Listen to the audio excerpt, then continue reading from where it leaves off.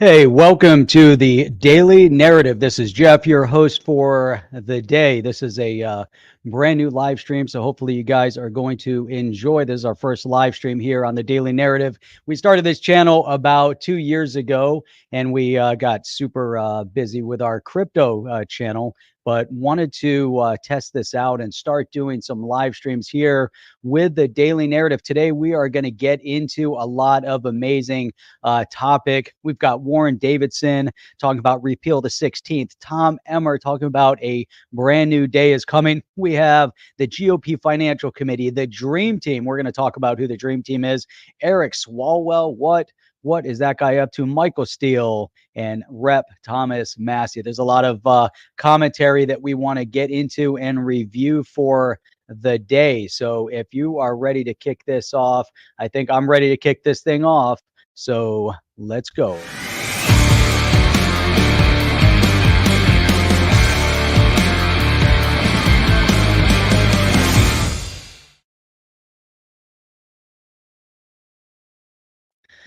All right. So welcome back. This is great to be here and really looking forward to expanding our presence here with the Daily Narrative. It's really exciting to be doing this.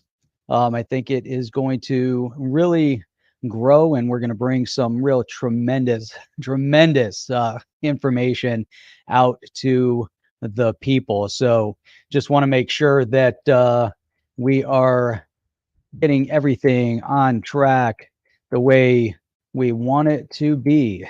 So, um, anyhow, what do we want to start with today? So I'm thinking that the first topic that we are going to start with today is going to actually be from Tom Emmer. Now, this kind of gets into the crypto space a little bit. So let me share my screen. Make sure we have a little bit of audio share as well. Let's see. So, all right. So let me pull this up here. So this is really great. Now I love it. I just did a live stream in the crypto space. A new day is coming. What is this all about? A new day is coming. Tom Emmer referencing the switch of Congress. So this is both the House and the Senate. He had mentioned he actually brought this statement up while they were doing some commentary on the SEC, especially in regards to how the SEC is handling crypto. Now, I want to bring this as a great theme, a great narrative across the board. A new day is coming. And so this is a perfect place for us to start out with. And then we're going to move on from there. But tell you, Tom Emmer has really just got some, great commentary. So we're going to be talking about Tom Emmer and Warren Davidson today. But let me bring this over here and we'll continue with Tom Emmer. Now, Tom Emmer here, financial freedom is American freedom. Now, imagine, think about what this means. Especially since we see that the powers that be here in the U.S. Are attacking our financial freedom. They're undermining our institutions, undermining our financial institutions, undermining our political construct, our constitutional republic. They're undermining the Constitution. This has, far reaching narrative here. I like this here. So we have Neil saying, hey, can you tell that to Gary Gensler and Elizabeth Warren, if you believe these big pronouncements you make, you need to also call for an investigation into the SEC and the EEA's corrupt involvement in the case against Ripple. Now, if you're not familiar with the SEC v. Ripple case, this is probably one of the biggest cases in the crypto space. It's just a massive case as the SEC is attacking blockchain and cryptocurrency by trying to undermine what is going on with Ripple. And we can get into that in a whole different conversation. Now, you can even go over to our crypto channel. You'll hear a lot about it.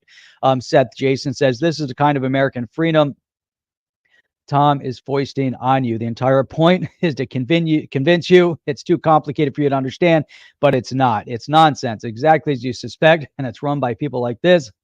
What is this guy referencing here? So just now he's trying to talk about this crypto.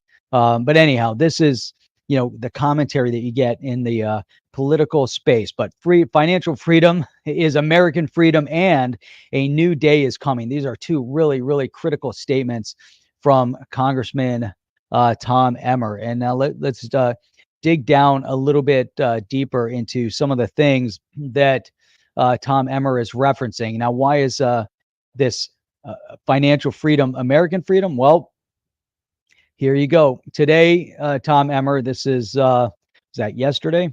He voted against the Democrats' Partisan Inflation Reduction Act. Now, here was his statement that he made today. House Democrats passed another partisan multi-billion-dollar bill, which will raise taxes and do nothing to address the skyrocketing inflation plaguing households throughout Minnesota and around the country. Obviously, he's concerned about his citizens in Minnesota. Even worse, the bill abandons a balanced, all of the above energy policy and hangs on ominous specter of audit over every American family and business with the hiring of some 87,000 new IRS agents. Not a single Republican supported this legislation, and for good reason. Now, this is the problem that we're seeing right now in Washington, a complete partisan divide. Now, when you have a funding bill like this that is going to raise taxes and penalize everybody across the board, it's going to be punitive measure to everybody. Everybody, not just some, but everybody. Hiring 87,000 IRS agents to pursue this. Not a single Republican supported this legislation for good reason. Obvious, right? This is not the path forward hardworking Americans are searching for as they confront punishing prices at the gas pump in the grocery store. So here you go. We have, when we really try to reference what's going on here with this inflation as we move into a recession, as we see, punitive measures being taken against, people on across the board. Do you think that people in Washington care? No, because we have people suffering everywhere. And so if you have $100 to spend and your cost of gas has more than doubled, if the cost of groceries has more than doubled, and they're going to levy additional taxes against you, how does this help the people? It doesn't. We must correct course and empower the American people to create their own prosperity, which then allows us to go back and reference this. A new day is coming.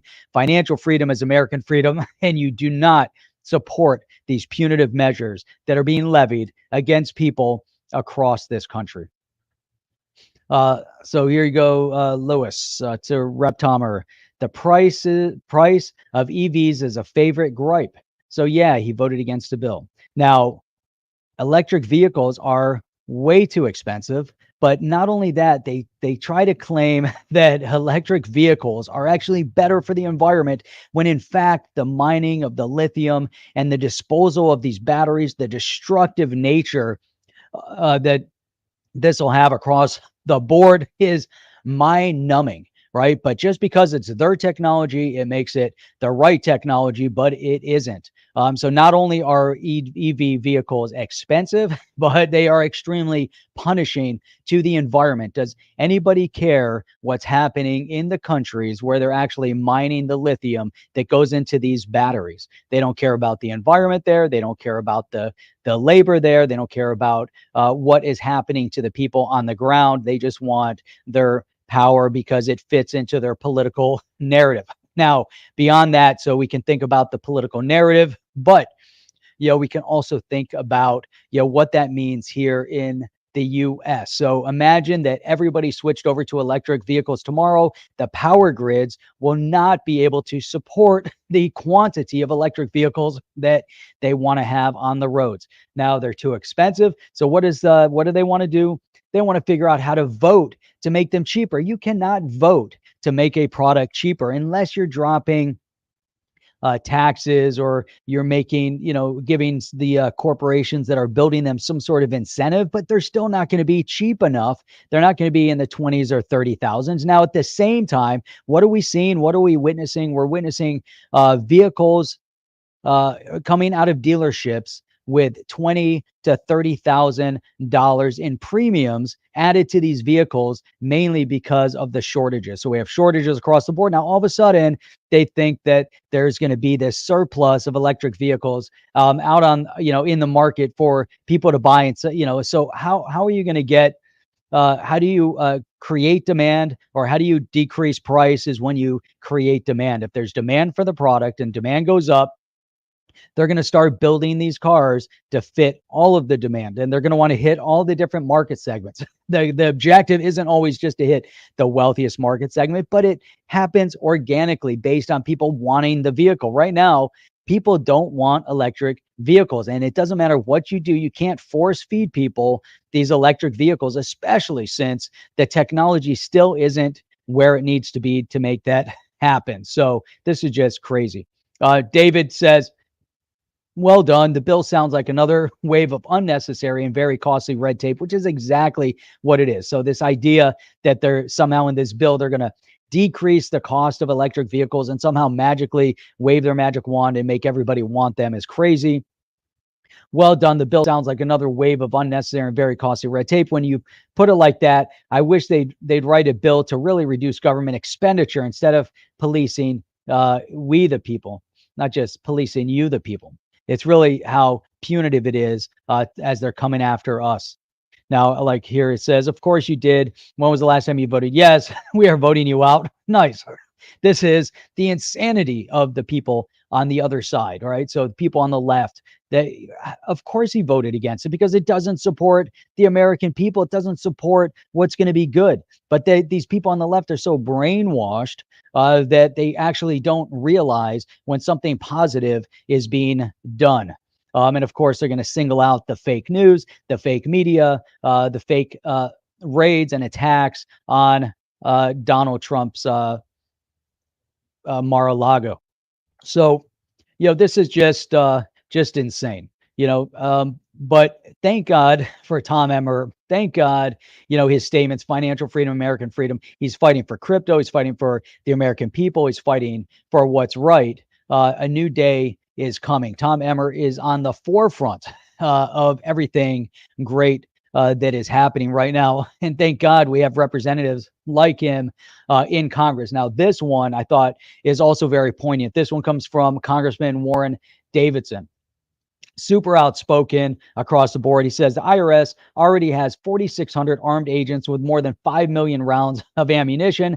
Now they want to 6 times the budget and add 5 infantry divisions worth of agents. Now imagine the amount of agents they want is larger than the standing army in Israel. Now, think about that from a perspective. This will be the largest agency in the United States, larger than those that serve on our border to protect this great country of ours from the invasion of illegal immigration, which obviously right now they're not allowed to do their job. And we have illegals pouring in at record numbers that are also then going to impact this great constitutional republic. Here, I like this. Warren David says, it is time to repeal the 16th Amendment. What is that? Income tax, and use a far less invasive and more effective means of taxation, which is the fair tax. Now, there's a lot of conversation. There has been over the years of the fair tax, bringing it to the politicians, bringing it to Congress, and really getting hey, thank you, Rob Licker. Really excited about getting this going. And we'll see if we can maintain these live streams and really start building some great audience here. There's so much going on right now. This is probably one of the most, critical points in our history right now as we move from into November. Anything that we can do to help get the message out there and educate. That's what it's all about, is educating the people across the board. November is a critical point in time. And then as we move forward into 2024. So this message has to get out there. Now, this is from Warren Davidson. Let's pull this up. Let's listen to this. And then we'll also provide a little bit of commentary on this as we go. So we'll pull this up and see what they have to say. But this was Laura Ingraham. Why does the IRS want armed agents who are willing to use deadly force? Now, this makes absolutely no sense. And I really like the direction that Warren Davidson is going with fair tax. I'm really interested. Let me let me open this up in a new tab while we're looking at this, and we'll see what we can get here. Go to the Fair Tax official site. Now, the Fair Tax, it really makes a lot of sense because you can abolish the income tax. You don't need the income tax, and we can really get and drive the fair tax, which is basically a consumption tax. So you tax what you consume, not what you earn, which makes a lot of sense because then it's fair for everybody. If you're going to buy something, you're taxed on what you're buying. Here you have more commentary here. If the government actually desires everyone to pay their fair share, they would abolish the IRS and enact a fair tax. And think about the infrastructure that they would save if you can get rid of the infrastructure and just have the fair tax. Imagine if it's through a decentralized mechanism and you're actually putting all of this into the blockchain. Imagine how much easier this whole thing would be as they do this. So this is great.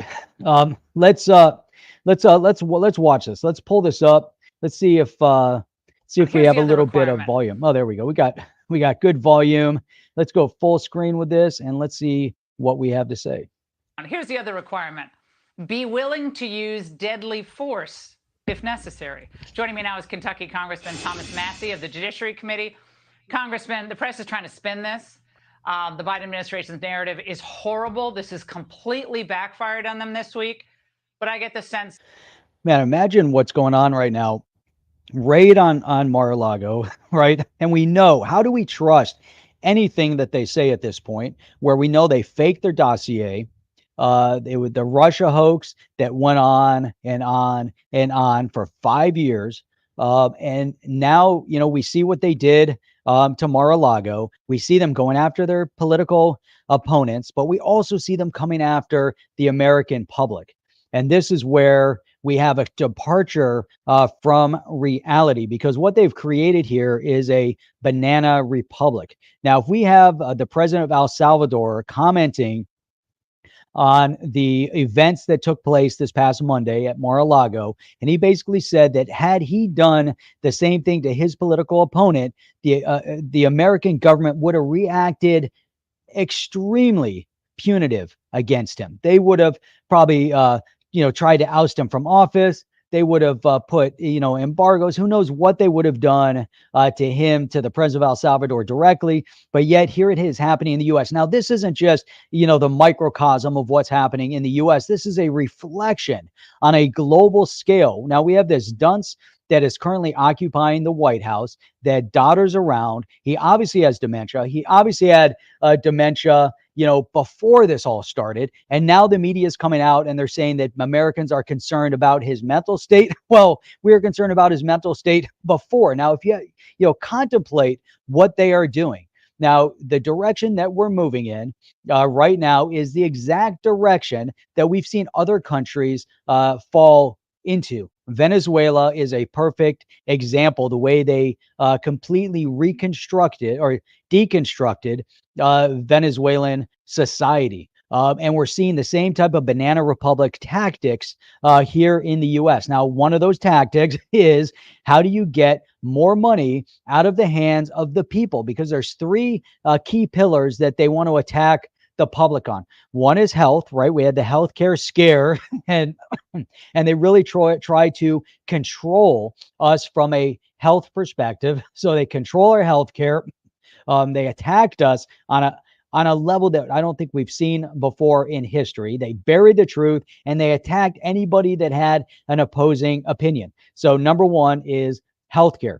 Number two is security, safety and security. If you don't feel safe and secure to leave your home, then you have a problem within society and you limit the freedom of movement. If you can limit the freedom of movement, then you control the people. Now, number three, you attack their financial stability. If you can attack people's financial stability and make it so that it's difficult for them to earn, they're reliant on the government for handout, or they're worried about paycheck to paycheck living because the cost of food is too expensive, the cost of gas is too expensive. Again, limiting their movement, it takes away their focus on what's really happening from a political perspective. years ago, up until I think people are paying a lot more attention about what's happening right now. Thank goodness for the chaos that went on in sports with, the woke movement attacking the NBA, the NFL. We even saw it in the NHL to some extent, where they politicized sports. Now, what happened is that typically, people were more interested in following their sports team and involved in watching sports than they were with following what was happening day to day from a political perspective. But right now, if we really think about, this narrative that, we have to stay very, very aware and very cognizant of what's actually happening within our politics. We we have to hold everybody accountable. And how do we hold people accountable? We hold people accountable by voting, and that is November of 2022 and November of 2024. Now, Rob Licker brings up a great point here. 87,000 IRS agents at 100,000 per year is $8.7 billion per year in just salary. What about retirement, benefits? What a waste and a joke. Now imagine that's coming out of, the hands of the people to then take more money out of the hands of the people. But why do they want agents who are willing to use deadly force? 5 million rounds of ammunition they've acquired over the years. Now, everyone's always wondered why the IRS and even the U.S. Postal Service has stockpiled ammunition over the years. So let's listen to the rest of this. That this is just the beginning of what we're going to see with this agency being turned against the American people. Yeah, and not just this agency. What a lot of people may not realize is last week, the Democrats, through our Judiciary Committee, passed a ban on the AR-15. They call it a weapon of war, but they made sure that their ban exempted every federal department, including the IRS, the Department of Education, and the USDA. So you've got to put that in the context of now this week, tomorrow, we're going to be voting to add 87,000 IRS agents to the rolls. And then taken with this website. And like you showed, look, they got caught. They had this on their website. I went and looked at the internet. Imagine this was posted on the website and then they deleted it from the website because they got flack. Every step they've been really, tripping over themselves, which is great. It's like they're running around with their shoes tied together, but everything they do is negligent. And negligence, and it's crazy because it's so obvious now to the people that the only way they can gain a victory at this point, and this goes for the rhinos, this goes for the leftists, but the people are waking up. Many in the Democrat Party have woken up to the insanity that's happening within their party. This country always lives a little bit right of center. Never left of center, always right of center. And even during the Clinton years, this country always lived a little bit right of center. During the Jimmy Carter era, the country was being pulled a little bit into uncertainty and chaos. Obviously, we saw, gas shortages, and there were a lot of problems. But that's because you have an administration that was extremely weak, similar to the administration that we have right now, and turning this country into a banana republic almost by design. Because just like in the education system in the U.S., instead of raising the bar, what do? They lower the bar. They bring the bar down to the lowest common denominator. And so same thing on a global scale. What do they say? They look around the world, and there's a lot of countries out there that are in a developing status, right? They're developing third world. They're trying to rebuild, or they're trying to build their economies, and they're being held back through multiple different reasons. Some of them because they had artificial borders that cause internal chaos, like in Africa, or you have dictatorships, or you have all these different reasons, varying reasons. Much of it due to the influence of the United Nations and due to the influence of Europe and even some U.S. policies, but they don't allow these countries to fully recognize their full potential. And if you join us on the crypto channel, you'll find that there is potential out there through the decentralized financial infrastructure. These countries can develop and build. Now, if you can undermine that stability here in the U.S. and turn it into a banana republic. Instead of trying to raise the bar for everywhere else in the world, they're trying to lower the bar of the U.S. by attacking us on every single level. They attack us as being the purveyors of freedom around the world, which the United States has always been the purveyor and bringer of freedom. This has been the beacon on the hill for countries everywhere. World War I, World War II. You think about these major conflicts that the U.S. Was resistant at first to get involved in, but in the end, it was the U.S. That was functioning as a liberator and did do amazing things on a global scale. But this is the country that everybody around the world wants to come to. Why? Because we respect the individual liberties, the freedom of the people above the government. And now things are turned on their head. Everything is upside down at this point, and we're seeing it unfold at a rapid pace. Why? Because they know they've been caught. That's why we've had 5 years of an undermining of a presidential candidate and a president, which was Donald Trump, which is exactly why they raided Mar-a-Lago, which is further to undermine and create a fictitious narrative. These people should not be trusted and cannot be trusted, because every narrative they've thrown at us has been an artificial construct and all fake news that is backed up by a media that is really focused on undermining everything that is great about this country. So it's amazing because here we have the left has really over the past couple of years has lashed out and declaring that anybody that is conservative and thinks differently than them, whether it was against COVID or anything else, if you had a differing opinion, then you were labeled as a racist or a Nazi or worse. Now, it's amazing because if you want to undermine a public and undermine, then you try to get you'll create this fictitious narrative, and you create an environment of fear mongering. And so what the left has done over decades, so this isn't something brand new, this is over decades, is that the left has manipulated minority groups through fear. And this is exactly what they are doing on a much greater scale at this point, because now their fear tactics have gone to the entire public.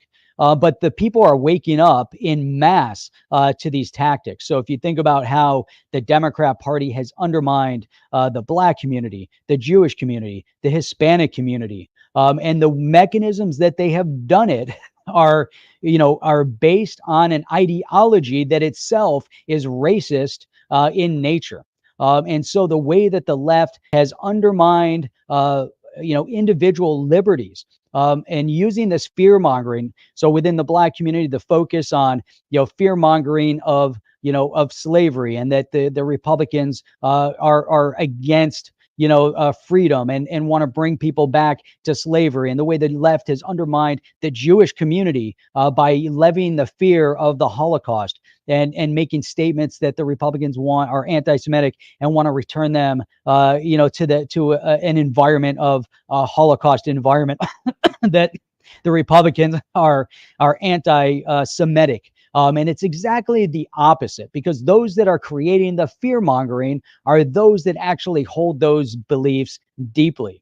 And so what we're seeing is that people across the board in all of these communities are beginning to wake up, because you can only, cry wolf, and you can only, distort the truth for so long until it starts biting you in the ass. And so when you overplay your hand, which is what the Democrats have done when they, attack Donald Trump relentlessly, but then they attack his followers and they start creating all these fictitious narratives and 2 years of COVID. And then they start realizing that, what they said, they forced people to wear masks. And then you realize the mask actually didn't do anything. And there's proof positive that the cloth mask and the 3-ply masks don't do anything to protect anybody. The notion of, it's a whole, different conversation to get into, but the way they undermined health professionals that had a differing opinion. Now, in science, you research things until you come up to the valid answer. But if you politicize and weaponize science, which we saw happen over the past couple of years, then anything is on the table. Anything and everything they undermine on a on such a scale, like I said, that it's now blowing up in their face. And we're seeing that right now, and this is what we're watching with the IRS. And this is so poignant because this is just one more uh, uh just one more ring on the chain, that they're continuously weighting themselves down with more and more and more socialist rhetoric. And so even when you have the CEO of Whole Foods, who has now come out and said that people don't want to work and how bad socialism is, and he called himself a conscientious capitalist.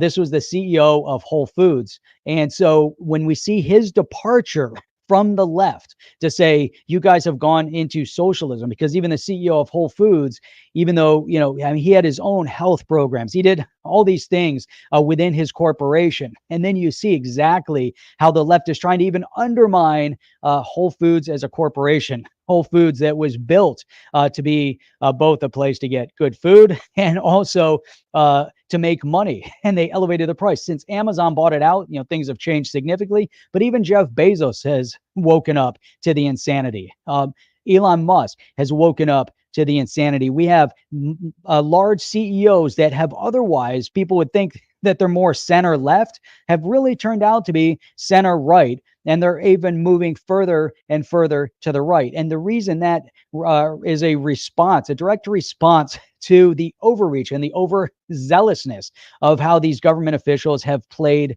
their hand. These are elected officials that have entered into their pedigree, and so they believe that they are the anointed ones to lead the people, regardless of what the people want. They think they can dictate and talk down to the people. So let's continue through They this. put it up since Biden became president that you must be willing to do deadly force, to exert deadly force. And they just took it down yesterday because they got caught recruiting that way. And by the way, Laura, I've talked to people who spent their life in law enforcement. They said this is the last thing you would put in a job posting. You get the wrong kind of people. If you say you want to kill people, join us.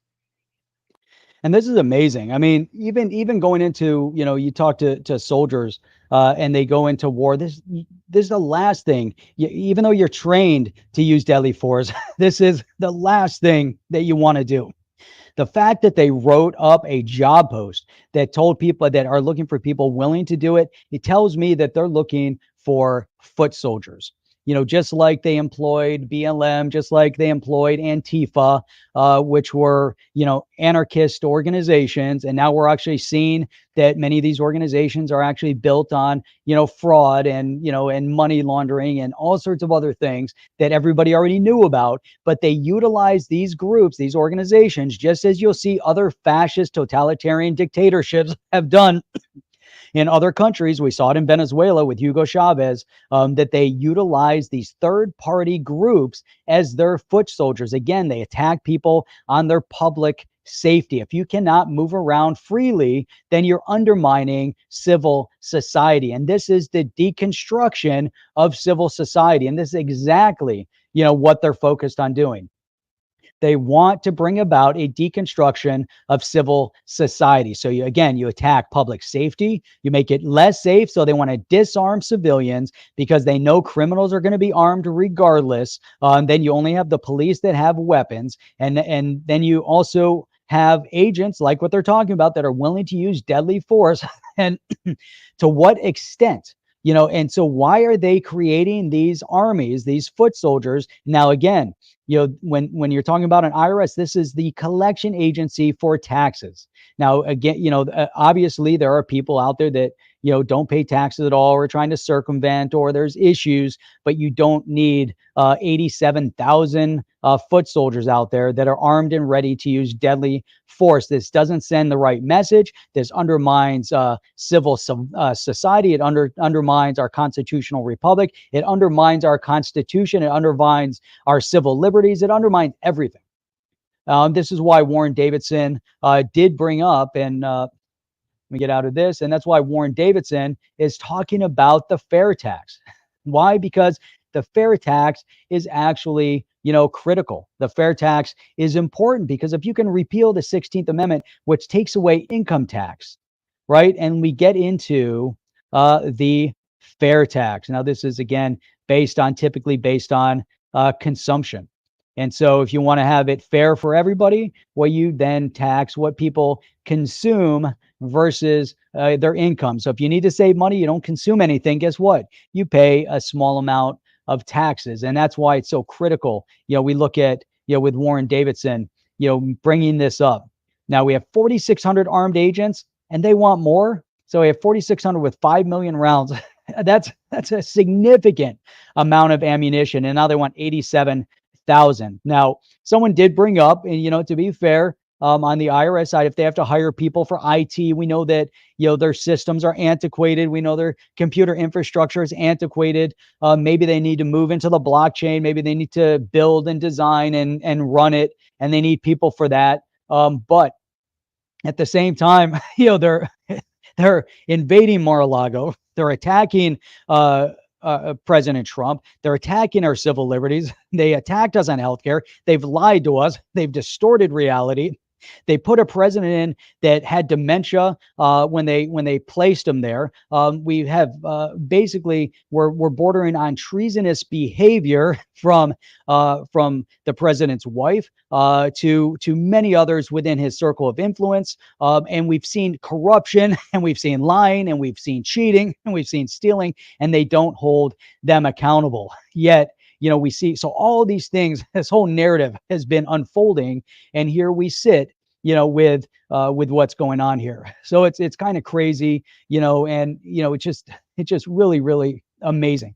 But let me go on to this one. So here's the dream team. let me pull up the dream team, because I think that the dream team is great. Now, check this out, August 14th at 6 p.m. in Arizona. So this is going to be amazing. Who's the dream team? Well, we've got Charlie Kirk, Blake Masters, Kari Lake, and Governor Ron DeSantis. Now, could you imagine Trump runs in 2028, a DeSantis Lake ticket? I think it would be amazing. DeSantis Lake, we need both of them. We need Lake in Arizona. We need DeSantis for at least another 4 years in Florida to make sure that we're on the right track, and then go to 2028 and we have an amazing, amazing ticket with DeSantis and Lake, and it'd just be phenomenal. So it'll be so great. Let me see what else. So yeah, this is outstanding. look at this one. I've got to play this only because it's here. Let's just play this real quick. Enemies. And the whole Hang on. She what filed. they've been doing to President So Trump is Marjorie Taylor Greene filed yesterday articles of impeachment against the Attorney General. what they've been doing to President Trump is political persecution. Merrick Garland has abused his position of power as the Attorney General to politically persecute Joe Biden's enemies. And the whole purpose of this is to prevent President Trump from ever being able to hold office. So I'm on my way in the Capitol right now, and I'm introducing articles of impeachment on Merrick Garland, because we cannot tolerate this in America, where our great institutions are welded and abused in such a way to defeat people's political enemies. That's not what this is for. And now, obviously, she's going to file these articles, but they won't go anywhere. With the current state. However, come January of 23, and we are going to see a major shift, which is going to be just absolutely outstanding. We're going to see a red tidal wave, and we are going to see everything that they have done to this point is going, to finally come and haunt them. And it's going to be 2 years of really, really interesting, interesting news to watch. Now, here you have Michael Steele. I got to bring this up because this guy, man, he has lost all credibility. this guy, Michael Steele. But Michael Steele was the former RNC chair. Obviously, he's now a political analyst for MSNBC. Former lieutenant governor of Maryland. This is at a time when the RNC was at its lowest point. And we see when the rhinos were firmly in control. But we're seeing a complete departure from the rhino control over the RNC.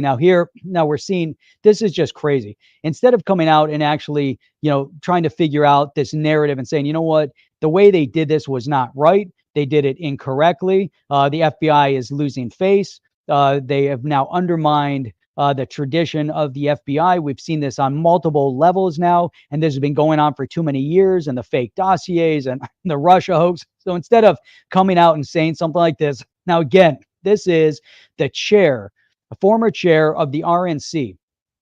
Trump failed to return classified docs requested by the National Archives. Now, it was packed up. Now, this has happened under every single presidency, that things get taken, then they find out things are missing, and then they find their way, and eventually things get returned. But you don't go about, they've never sent federal agents in to raid the property of a previous president. So, okay, he failed. Now, remember that President Trump has classified or a security clearance that's probably higher than any of these individuals, for sure, any of the individuals that were raiding and gathering up the information. They also had locked, based on the request of the National Archives, they locked the files into a room with extra security because the archives already knew that there were extra documents there and they were keeping things locked up. So this whole notion that they weren't talking, that they had to rush out there, was crazy. We know that this federal judge is a huge Obama supporter. There's lots of questions now over that judge, just as we know that the judge that issued the FISA, it's just all these different crazy things that have been going on. But here, issued a search warrant for probable cause of a crime. This is while they knew and they were already in conversation with collecting the archives. Just it's insane. And look how he continues. This is not some random move by the FBI. So you shit for brains, Republicans. Can you? This is again. This undermines. This just proves further that we've entered into a banana republic. So this is the former RNC chair and an analyst for the MSNBC, and he has his podcast.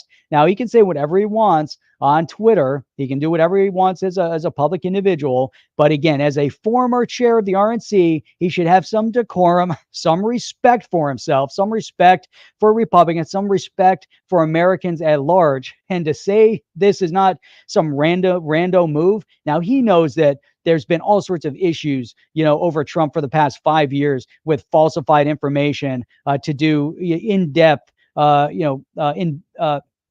research and two fraudulent impeachments based on, ill-gotten information that wasn't accurate and wasn't truthful. And so he comes out and says, so you shit for brains, Republicans? This is Michael Steele.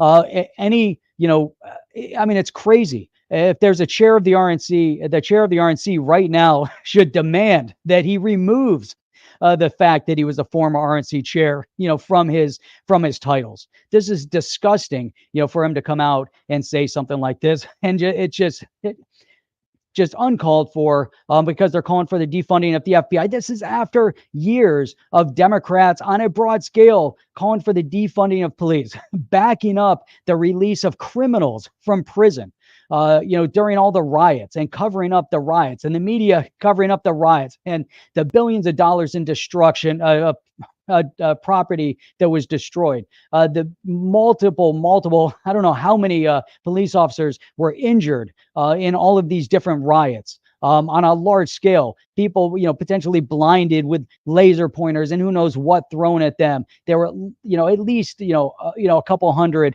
police officers injured. How many police officers have been murdered due to the direction this country has been moving in, and because of the Democrats calling for the defunding of police? So to call for this when you see that they've done something that is so off base, At this point, it's a political message. So obviously, he was singling out Marjorie Taylor Greene in his statement, "Shit for brains, Republicans." But a little decorum would be expected from the former RNC to not use this type of language. And again, any right now at this point, the chair of the RNC should come out and issue a statement against Michael Steele for using this type of language and still using the title former RNC chair. It's disgusting and inappropriate.